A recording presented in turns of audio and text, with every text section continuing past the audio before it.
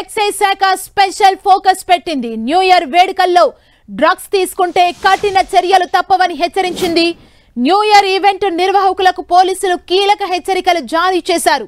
Events లో CC కెమెరాలు తప్పనిసరి చేశారు. వేడుకల్లో అశ్లీల నృత్యాలపై నిషేధం విధించారు. అవుట్డోర్ లో రాత్రి 10 గంటల తర్వాత లౌడ్ స్పీకర్లు బ్యాన్ చేశారు. పబ్లు, బార్లలో మైనర్లకు అనుమతిని నిరాకరించారు.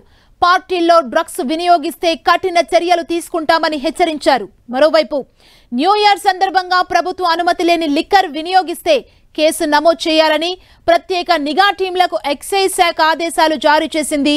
పబ్లు, బార్లలోనూ నాన్ డ్యూటీ పెయిడ్ లిక్కర్ వాడితే చర్యలు తప్పవని హెచ్చరించింది.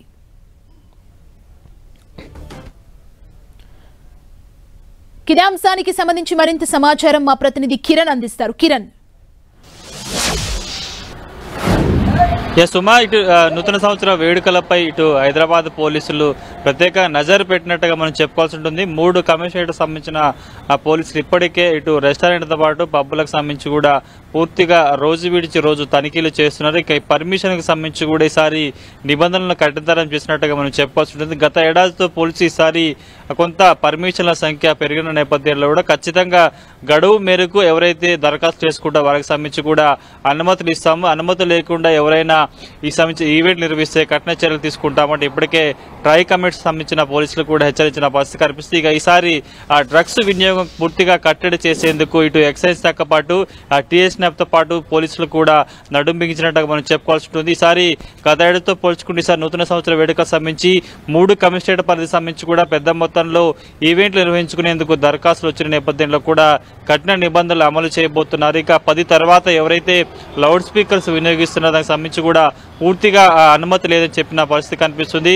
ఈసారి చాలా ప్రశాంతంగా పీస్ఫుల్ గా నూతన సంవత్సర వేడుకలు నిర్వహించేందుకు ప్రత్యేక ఏర్పాటు చేస్తూనే కూడా ప్రతి ఈవెంట్ లో సీసీ కెమెరాలు ఏర్పాటు చేయాలంటూ కూడా స్థానిక పోలీసులు దృష్టి సారించారు. ఎందుకంటే నిన్న ఇప్పటికే దీనికి సంబంధించి కూడా ₹1 కోటి సంబంధించిన ఎంఏ డ్రగ్స్ ను ఇటు హైదరాబాద్ పోలీసులు పట్టుకున్న నేపథ్యంలో దీనికి సంబంధించి కూడా ఇటు హైదరాబాద్ నగరంలో వివిధ ఈవెంట్లకు సంబంధించి కూడా దీన్ని సరఫరా చేసేందుకు తీసుకొచ్చినట్టుగా పోలీసులు గుర్తు చేశారు. దానికి సంబంధించిన నిందితులు కూడా పట్టుకున్న నేపథ్యంలో ఖచ్చితంగా దీనికి సంబంధించి ఎక్కడ ఈవెంట్లో ఈసారి డ్రగ్స్ వినియోగం జరగకుండా చూసే ప్రయత్నం చేస్తున్నారు. సుమా, కిరణ్, అంటే న్యూ ఇయర్ రోజు ఎలాంటి స్పెషల్ డ్రైవ్లు చేసేందుకు పోలీసులు ప్లాన్ చేస్తున్నారు? అంటే గత సంవత్సరానికి ఈ సంవత్సరానికి తేడా ఎలా ఉండబోతోంది?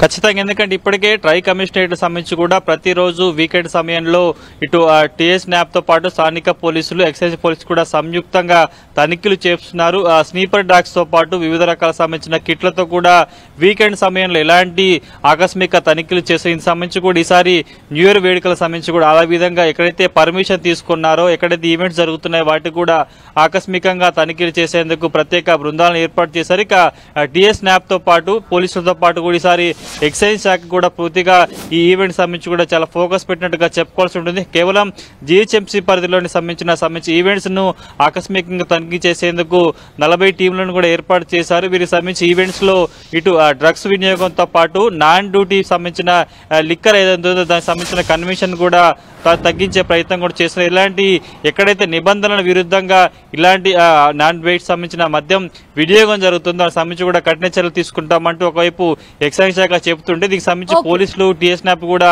డ్రగ్స్ వినియోగం సంబంధించి కూడా కట్టడి చేసే ప్రయత్నం చేస్తున్నారు. సుమా, థ్యాంక్ యూ కిరణ్.